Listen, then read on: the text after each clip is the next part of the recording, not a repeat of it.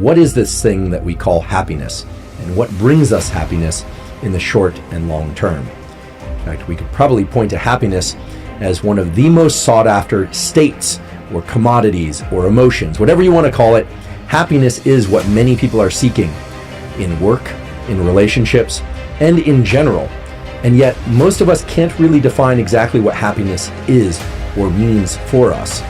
We can point to certain experiences, we can try and describe our states of mind and body, but most people recognize the feeling when we have it, and we certainly recognize the feeling of not being happy, whether or not that means simply not being happy as the absence of happiness or all-out depression.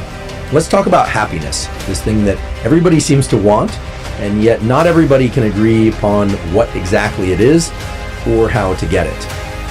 So for instance, if I tell you I'm feeling pretty happy, I know what that means for me, at least in this moment, but you don't really know whether or not it means the same thing as what pretty happy means for you. If I say I'm extremely happy, I have a big grin, I have a grin on my face that I can't seem to wipe off my face, well then you might get a sense of how much happier I am than pretty happy, but it's still hard to calibrate my level of internal state or happiness. And the same is true for you and for everybody else.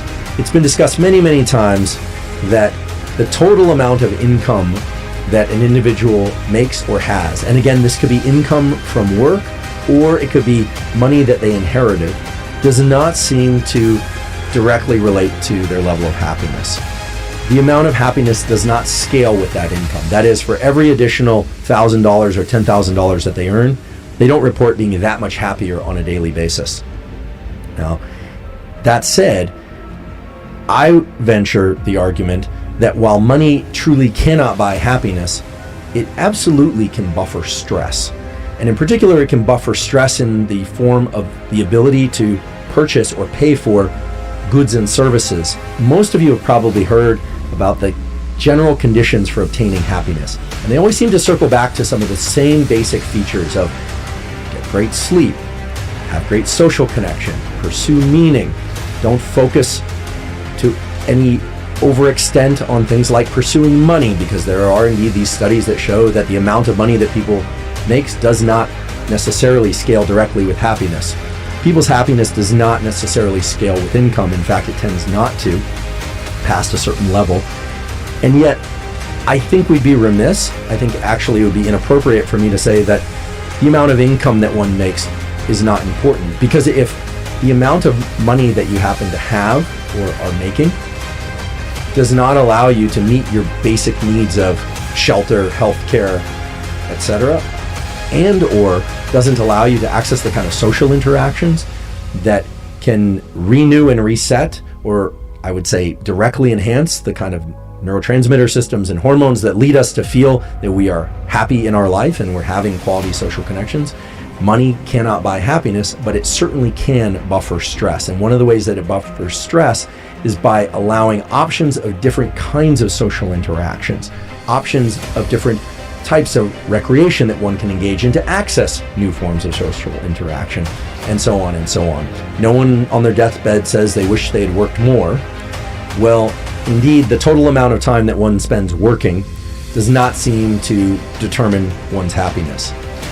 We have to be careful with how we interpret these blanket statements that have become very popular, that money doesn't determine happiness and that the amount that you work isn't going to determine happiness. It certainly is the case that if you earn more money from working more, and that money is devoted to things that bring more opportunities for social connection or for buffering stress in other areas of your life, including healthcare, care for your children, care for yourself, recreation, other things that you enjoy, well then I think it's a little bit naive to assume that work itself is somehow counter to happiness, which of course it isn't. And it especially isn't if we combine that feature of work with another important feature of the human psyche, which is this notion of meaning. The big factors that determine happiness. It's going to be social connection, not income. It's going to be the amount of time that you are able to have open thinking and creativity, which I think is an essential feature of happiness, by the way. Physical health, in particular, one's ability to stay mobile, and to be able to access the kind of daily activities that one needs to accomplish unassisted is a strong correlate of happiness, and so on and so on. Where people in their 20s report being very, very happy, but as time goes on and they acquire more responsibility, so typically getting married and having children in their mid to late 20s and 30s and into their 40s, having more work demands, etc., happiness tends to be rated lower and lower, at least in those previous studies. And then happiness tended to increase as people approached their 50s and 60s, and they tended to retire and their work demands were shed from them and they were able to enjoy the small things of life, despite the fact that in general, I would say almost always, people's health is not as vigorous when they're 70 as it is when they're 20. There are exceptions to that, of course, and of course you can adjust the rate of cognitive and physical decline, but in general, people in their 20s feel more physically and mentally vigorous than they do in their 60s and 70s, in general. Many of us have heard about meditation. Many of us think about meditation as a mindfulness exercise, mindfulness in quotes, because that itself needs definition, but as perceptual or focus-based training, which is really what the data point to.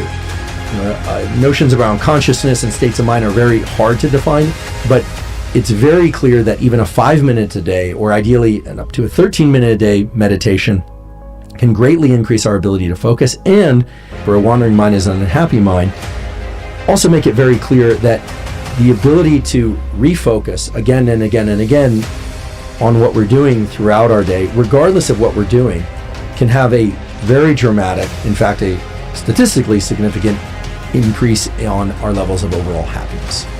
Social connection can and should come in various forms, and when I say various forms, I mean forms of brief interaction, more superficial interaction, and forms of deeper interaction. All of those are relevant to our states of happiness, and there's research to support that daily interactions with somebody at a cafe or just a brief hello or a smile, provided that we are both present, where we make the effort to be present to those interactions, however brief they are, can have a positive effect on people's overall well-being, and not just in that moment, but consistently.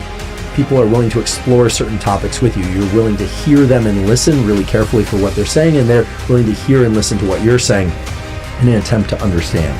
That certainly can enhance the sense of social connection, leading to what people would call social bonds, leading to increased happiness.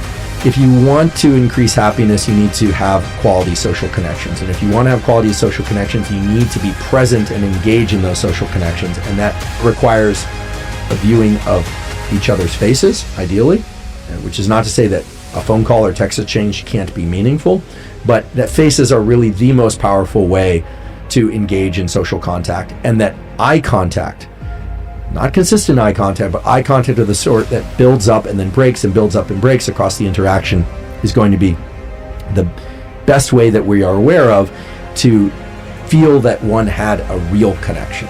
That focusing on the choices we've made and really investing in those choices as good ones or great ones, and really trying to limit our thinking to the choices that we've made once we've made them, is perhaps also important to our natural happiness, because it's so inextricably entwined with what we think of as a good life. And what I mean by that is, if we are constantly in a mode of evaluative decision making even after we've made a decision, we are not neurochemically nor psychologically able to extract the feelings of happiness associated with the choice that we made. Working on being focused on whatever activities you happen to be engaged in, positive or negative, is known to increase your levels of happiness. Again, focusing on the choice that you made and making the best of that choice, especially since you made that choice in a way that you deemed best at the time, well, that also is known to increase your overall levels of happiness.